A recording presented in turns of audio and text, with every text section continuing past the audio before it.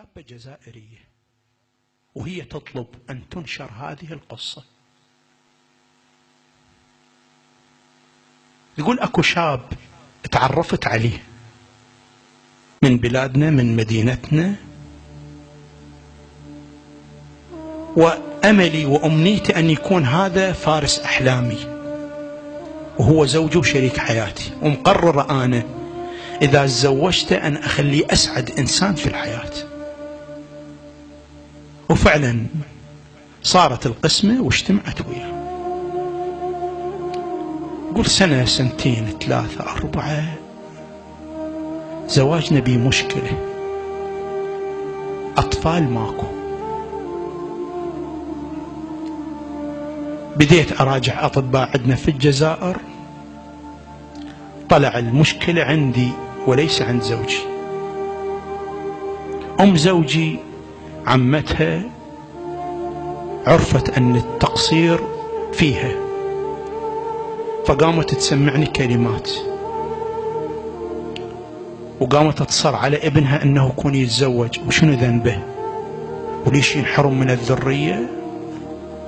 وأبقى أنا يقول إلى أن وصلت إلى قناعة أن أعرض على زوجي أن يتزوج.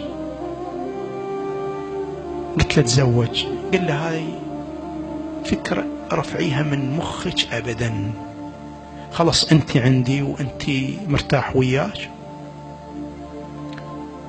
بقت تقول عندنا محاولة واحدة،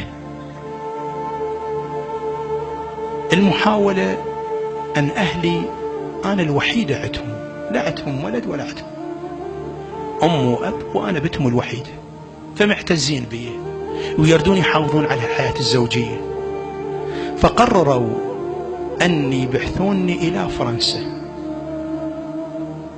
جمعوا اللي عندهم اللي يتمكنون من عنده أخذوني إلى فرنسا للعلاج. مرت على حياتنا الزوجية هواية. تقول لكن رجعت خائبة تماما، بعد كل مجال وأمل أن تكون عندي ذرية ماكو. الأطباء قالوا 100% ما تصير، ما بأي مجال. فرجعت بحالة من اليأس والانكسار. كان عندي أمل وين؟ بأطباء فرنسا. يلا أبوي يلا خلي يسمعون اللي يحترضون، هاي من أبناء العامة اللي كتبت هاي القصة بالانترنت، ادخل اكتب قصة المرأة الجزائرية بس. سمعوا اخواني هاي القصة شنو سوت. رجعت زوجي صبر علي، ام زوجي تأذيني. تقول يوم من الايام انا طالعة اشتري بعض الحوائج من السوق، صار وقت الظهيرة. وقت الظهيرة تقول اشتريت حوائج وجاية، تقول واقفة بموقف باصات المصلحة. الباصات تقول اجى الباص صعدت، يقول مؤخر الباص كان أكثر طلاب مدارس أطفال، فلقيت مقعدين فارغات. تقول قعدت واحد من المقاعد لقيت عليه كتاب، تصورت أن الكتاب لواحد من دول الطلاب. فصحت للطلاب قلت لهم هذا الكتاب لكم؟ قالوا لا.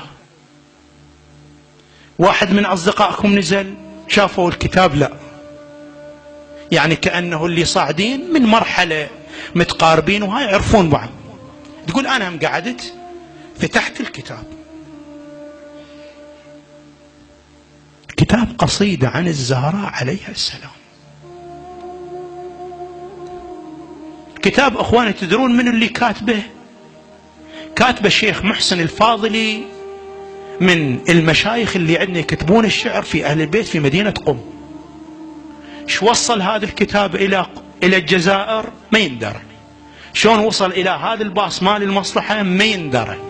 يلا أبوي اللي يشككون اللي يتناقشون تردون في موضوع الزهراء عليها السلام. تقول فتحت الكتاب بديت أقرأ بالقصيدة وبدأت دموع تصب. ليش؟ تقول حسيت أكو معاناة أنا قاعد أعانيها. أولا أن الزهراء رحلت عن هذه الدنيا في ريعان شبابها. الشيء الثاني أن عندها جنين مقتول، فقدت جنين، وأنا بحسرة الطفل بعد أنه هي الوحيدة لأبيها وأنا الوحيدة لأمي وأبوي. بعد نقول وأنا أقرأ حسيت أن الزهراء وايد مضطهدة في حياتها، أكو مظلومية جرت عليها، وأنا أسمع كلمات أذى من عمتي وبالبيت متأذاية، هواي متأذاية.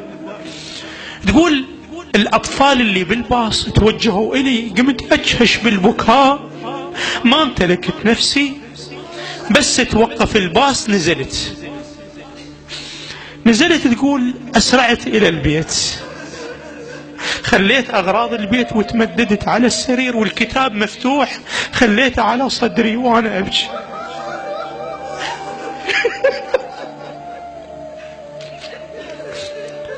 اخواني تقول انا نمت والكتاب على صدري، ما ادري حسيت انه انا قاعدة على صخرة جبل قاعدة عليها، واحس بنفسي ما اقدر اقوم من شدة الآلام. تقول اجتني امرأة قالت لي انطيني ايدك لأخلصنك اليوم من كل شدة.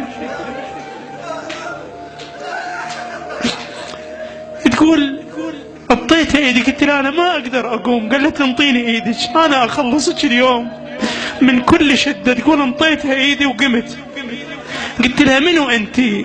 قالت انا ام ابيها. تقول انا ما اعرف منو ام ابيها، ما ادري. استيقظت حسيت بالبيت اكو عطر مو طبيعي. هالاثناء انطرق الباب، طلعت لقيت زوجي ينظر بوجهي، يقول لي وجهك مو طبيعي، البيت بعطر، راشة عطر. قلت له لا. سولفت له القضية، قلت له تعرف ام ابيها؟ قال لا.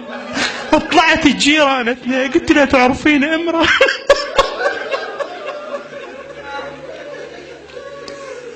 ام ابيها؟ قلت لي بلي، فاطمة الزهراء.